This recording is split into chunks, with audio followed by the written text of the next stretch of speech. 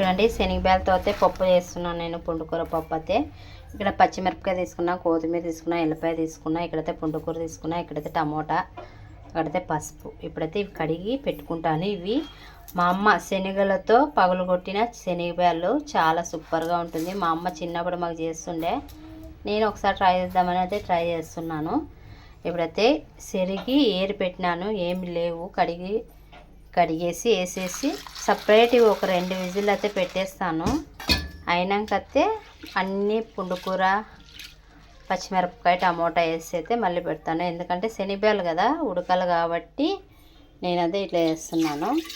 ఇవైతే శుభ్రంగా అయితే కడిగి పెట్టుకుంటాను.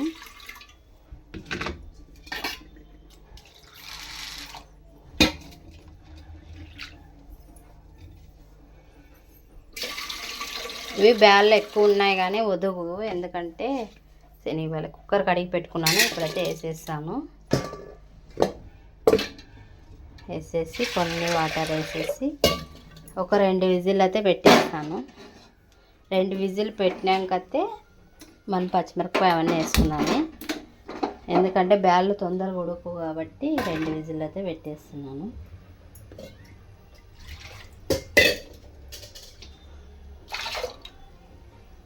కొన్ని వాటర్ వేసినాను.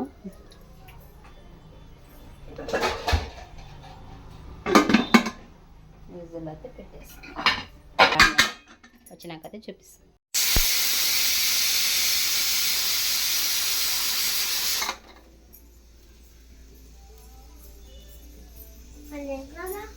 అండి బ్యాళ్ళు అయితే 2 విజిల్ వచ్చినాయి. నేను 2 విజిలే పెట్టినాను, ఎందుకంటే మళ్ళీ పప్పుకి అన్నీ వేసి పెట్టాలి కదా.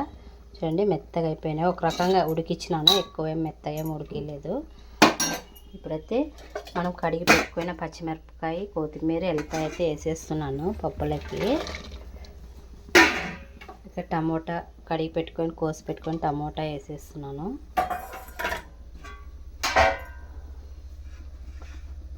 ఒక స్పూన్ పసుపు వేస్తున్నాను. పసుపు ఎక్కువ వేసుకోవాలా, టేస్ట్ బాగుంటుంది.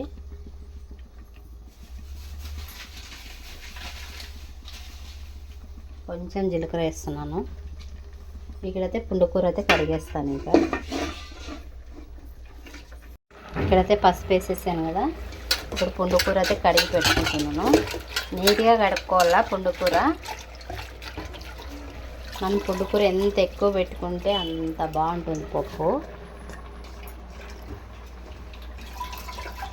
ఇదైతే 2 కట్లు 2 విజిల్ అయితే పెట్టేస్తాను. పప్పు అయితే ఒక 2 విజిల్ పెట్టేసి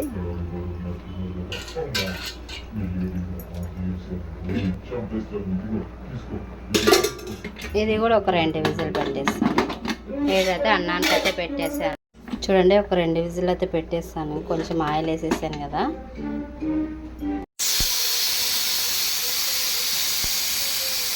చూడండి పప్పు అయితే ఉడికిపోయింది. ఎంత బాగా ఉడికిందంటే ఒకసారి చూసేయండి మీరు.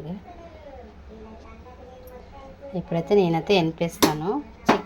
గట్టిగా అయింది, కొంచెం ముద్దపప్పు అది అయింది. చూడండి ఉప్పు వేసేసి పప్పు గిత్తెత్తే మొత్తం రామేసి చూపిస్తాను మీకు.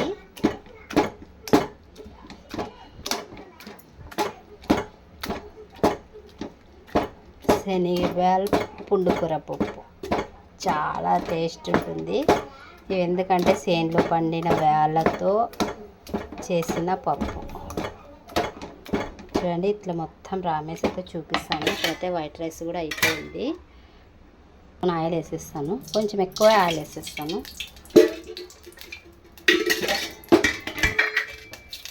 నాసి ఉద్దిబేలు, కొన్ని ఎల్లిపాయ, కరివేపాకు అయితే వేసేస్తాను.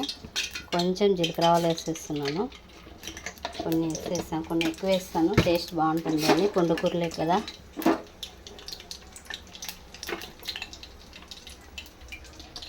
టేస్ట్ అయితే పుల్ల పుల్లగా చాలా బాగుంది. ఇప్పుడైతే ఇది కూడా ఈటెక్కింది. ఇవన్నీ వేసేస్తున్నాను.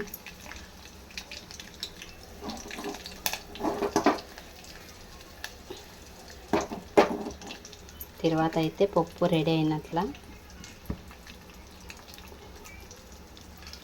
మీరైతే సపోర్ట్ అయితే చేయండి ప్లీజ్ మా వీడియోలకి.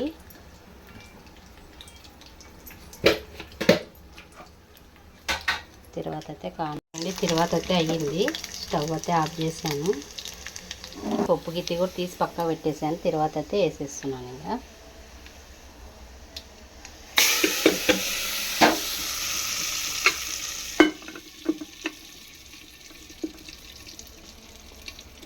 చూడండి, పుండుకూర పప్పు అయితే రెడీ అయిపోయింది.